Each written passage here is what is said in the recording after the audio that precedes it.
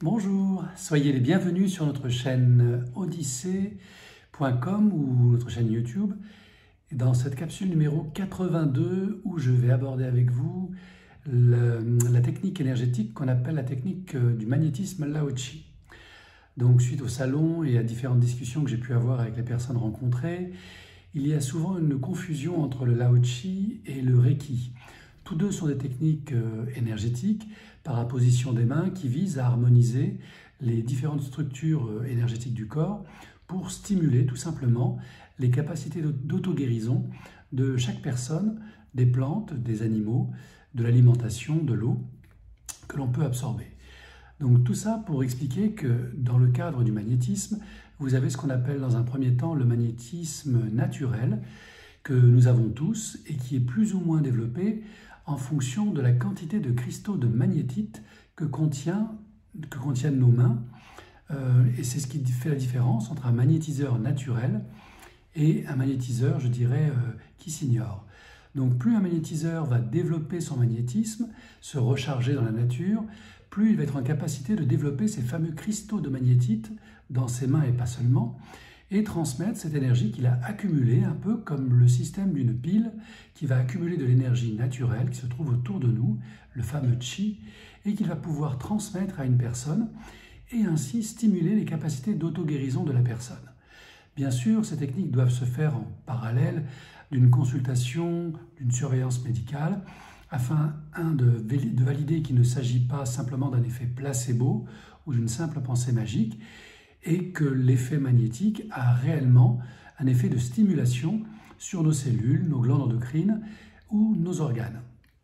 Le magnétisme Lao-Chi, quant à lui, est un magnétisme qui a été canalisé par le maître spirituel Satchamar, donc Fred Saylor, en 1995, alors qu'il avait passé plus de 20 ans en Inde auprès de deux grands maîtres indiens, Sayer Baba et Meher Baba. Et il est retourné aux États-Unis, donc en Californie, où il a canalisé donc Lao Tse et la fréquence de guérison de Maître Lao Tse.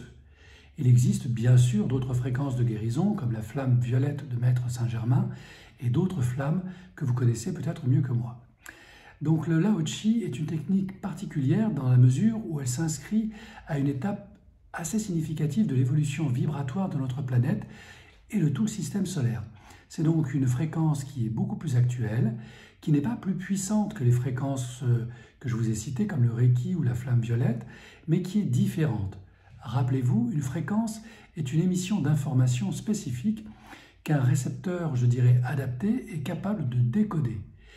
Comme pour le Reiki, le Lao Chi va demander quelques semaines, voire quelques mois de pratique pour que la fréquence produise ses effets magnétiques de bienfaits sur le corps, sur les chakras, sur les émotions, sur les pensées, les comportements, mais aussi sur l'aspect spirituel des choses.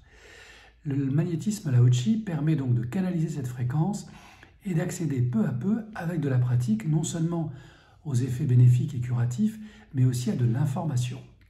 Ainsi donc, lorsque je pratique le Lao-Chi en soins, il n'est pas rare que j'accède moi-même à un certain niveau d'information inconscient chez le client et qu'il m'est possible de lui transmettre sous forme d'images clés ou de mots-clés qui permettent ainsi de débloquer des systèmes de refoulement ou de déni qui ont été donc le fruit de chocs ou de traumas chez le client. Donc bien évidemment, le Lao-Chi comporte des positions de main sur le corps au nombre de 5, là où le Reiki va proposer 18 positions de main, recto et verso. Avec le Lao-Chi, on va travailler principalement sur le frontal de la personne qui sera allongée. Et à partir de là, à partir de ces 5 positions de main, nous allons surtout nous concentrer sur le chakra du cœur, qui est le chakra gouverneur, celui qui va réharmoniser tous les chakras et permettre justement ce rééquilibre psycho-émotionnel et énergétique de la personne. Comme tout soin magnétique, la personne va peut-être connaître ce qu'on appelle une crise de guérison pendant 3 jours, où le corps va se réajuster, se nettoyer, et peut-être que des douleurs anciennes peuvent réémerger, et auquel cas la personne doit être rassurée après un soin que pendant 3 jours, des petites perturbations de sommeil ou autres peuvent intervenir. Au-delà des 3 jours, le corps s'autorégule et la personne connaît un mieux-être, un meilleur sommeil bien souvent, et est en capacité de comprendre parfois l'origine de ses blessures, de ses maux, de ses pathologies. Bien sûr, ce n'est pas toujours le cas, il n'y a jamais de 100% dans l'accompagnement thérapeutique. Néanmoins, le Lao Chi va permettre d'éclairer parfois des zones sombres du passé en créant soit des réémergences de souvenirs, soit des rencontres, des synchronicités avec des personnes de la famille ou extérieures à la famille qui vont apporter un élément d'information, créant cette fameuse synchronicité. Si vous ne savez pas ce que c'est, je vous invite à aller voir la capsule traitant des synchronicités, qui vont permettre à la personne de prendre conscience et de débuter en conscience son chemin de guérison. Ainsi donc, je pratique le Lao Chi, je l'enseigne depuis maintenant près de 7 ans, et je suis toujours étonné, ébloui des résultats obtenus. Bien sûr, la vie est miraculeuse. Les soins énergétiques produisent des résultats miraculeux, mais il faut bien comprendre que c'est un phénomène de co-création. Le Lao Chi est une capacité de canalisation différente, plus subtile, plus exigeante aussi, mais elle ne serait rien sans la collaboration pleine et entière de la personne qui reçoit le traitement. Ainsi donc, si vous voulez vous former au Lao Chi, en ce qui me concerne, sachez que la formation dure une journée, qu'elle se passe sur Aix-en-Provence ou à Paris, et elle vous permet, après 21 jours d'autotraitement, de vous autotraiter. Bien sûr, c'est très important de réharmoniser l'instrument de musique énergétique que nous sommes, et ensuite vous pouvez transmettre aux personnes qui vous sont proches ou qui vous le demandent.